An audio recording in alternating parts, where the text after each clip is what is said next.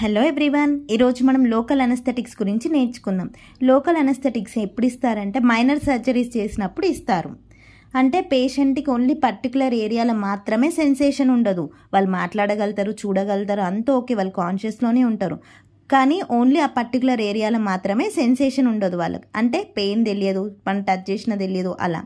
Best example ఏంటంటే tooth extraction. Dentist ఏం చేస్తారు, ఇప్పుడు గమ్స్లో పర్టికులర్ ఏరియాలో నర్వ్స్లో ఏంటి లోకల్ అనస్థీషియా ఇస్తారు. ఇవ్వగానే ఏమవుతుంది, పేషెంట్కి ఆ ఏరియాలో సెన్సేషన్ ఉండదు అండ్ ఇంకేమవుతుంది, వాళ్ళకి పెయిన్ ఏం తెలియదు. సెన్సేషన్ లేనప్పుడు పెయిన్ ఇవన్నీ ఎలా తెలుస్తాయి, అలా ఎక్స్ట్రాక్ట్ చేస్తారు. ఇంకొక బెస్ట్ ఎగ్జాంపుల్ ఏంటంటే ఎవరికైతే నార్మల్ డెలివరీ కాదో వాళ్ళకి సిజేరియన్ చేస్తారు, సి సెక్షన్. వాళ్ళకు కూడా ఇంట్రాథీకల్ అంటే స్పైన్లో L2 అంటే లంబార్ స్పైన్, ఇవి ఉంటాయి కదా లెవెల్స్, ఆ L2 కింద ఏంటి లోకల్ అనస్థెటిక్స్ ఇస్తారు. అప్పుడు ఏమవుతుంది, కింది వరకు అంటే అబ్డోమిన్ కింది నుండి సెన్సేషన్ ఉండదు కంప్లీట్గా. ఆ కింది ఏరియా మొత్తం అంటే లెగ్స్ ఇవన్నీ ఏంటి సెన్సేషన్ ఉండదు వాళ్ళకి. ఈ 2 ఎగ్జాంపుల్స్ గుర్తుపెట్టుకోండి. పేషెంట్ కాన్షియస్లోనే ఉంటారు కానీ వాళ్ళకి సెన్సేషన్ ఉండదు. టూత్ ఎక్స్ట్రాక్షన్లో చూడండి, పేషెంట్ మాట్లాడతారు, చుట్టూ ఏం జరుగుతుందో తెలుసు, జస్ట్ ఆ పర్టికులర్ ఏరియాలో వాళ్ళకి సెన్సేషన్ ఉండదు. లోకల్ అనస్థెటిక్స్ ఇచ్చిన ప్లేస్లో ఏంటి సెన్సేషన్ ఉండదు, బట్ పేషెంట్ మాట్లాడగలుగుతారు, చూడగలుగుతారు. అదే జనరల్ అనస్థెటిక్స్ ఇస్తే పేషెంట్ కాన్షియస్లో ఉండరు, వాళ్ళు మాట్లాడలేరు, వాళ్ళకి చుట్టూ ఏం జరుగుతుందో తెలియదు. ఈ రెండింటికి మీకు డిఫరెన్స్ అర్థమైందా అండి? లోకల్ అనస్థెటిక్స్ ఏంటి, ఓన్లీ పర్టికులర్ ఏరియాలో సెన్సేషన్ లేకుండా చేస్తుంది, అంటే పెయిన్ ఏం తెలియదు. సో మనం మైనర్ సర్జరీస్లో ఇది యూజ్ చేస్తాం. Local anaesthetics root of administration చూద్దాం ఇప్పుడు. టాపికల్ అంటే స్కిన్ పైన అప్లై చేసేలాగా ఇస్తారు, ఇంట్రాడర్మల్ అంటే డర్మిస్లో ఇస్తారు, అండ్ ఇంట్రాథీకల్ అంటే స్పైన్లో ఇస్తారు. లోకల్ అనస్థెటిక్స్ మనం ఇంజెక్షన్స్లో ఇస్తాం, టాపికల్లో ఇస్తాం. ఇంజెక్టబుల్స్లో మనం క్లాసిఫికేషన్ చూద్దాం ఇప్పుడు. Based on potency it is classified into 3 types: low potency, intermediate potency and high potency. Low పొటెన్సీలో procaine, chloroprocaine. Intermediate potency lignocaine, prilocaine and mepivacaine. High potency tetracaine, bupivacaine, ropivacaine and dibucaine. ఇక్కడ కేన్స్ అన్నీ ఏంటి, local anaesthetics సఫిక్స్లో caine అని వస్తుంది, okay. Surface anaesthetics cocaine, lignocaine, tetracaine, benzocaine and oxethazaine. Cocaine అనేది natural alkaloid. ఇదేంటంటే first local anaesthetic. Cocaine ఇప్పుడు abusing use చేస్తున్నారు, బట్ అదేంటి local anaesthetic. Mechanism of action. Local anesthetics prevent the generation and conduction of impulses in nerves. This is produced by blocking the voltage dependent sodium channels. ఇక్కడ ఏమవుతుందంటే local anaesthetics ఇవ్వగానే generation నుండి conduction of impulses అనేది ఆగుద్ది. అంటే దీనివల్ల ఏమవుతుంది, sodium channels అనేటి nerves లోకి ఎంటర్ కాకుండా బ్లాక్ చేస్తుంది. సో ఏమవుతుంది, ఇక్కడ సిగ్నల్స్ అనేటి బ్రెయిన్ కి పాస్ అవ్వవు.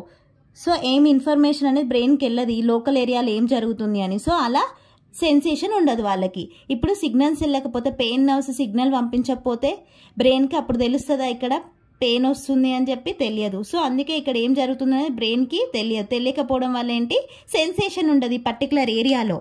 లోకల్ అనస్థెటిక్స్ ఎప్పుడు అనయనైజ్డ్ ఫామ్లోనే ఇవ్వాలి, ఇది కంపల్సరీ గుర్తుపెట్టుకోండి.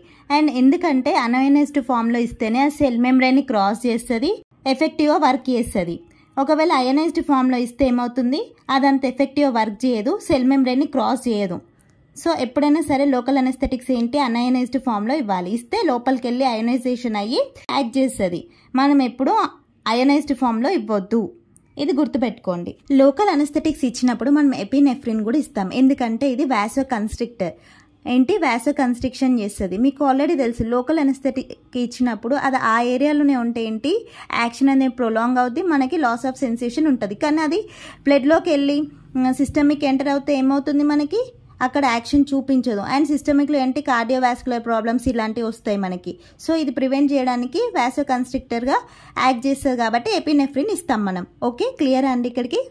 ఇప్పుడు బుపివకేన్ డ్రగ్ గురించి తెలుసుకుందాం. ఇదేంటంటే long lasting, used in epidurals below L2.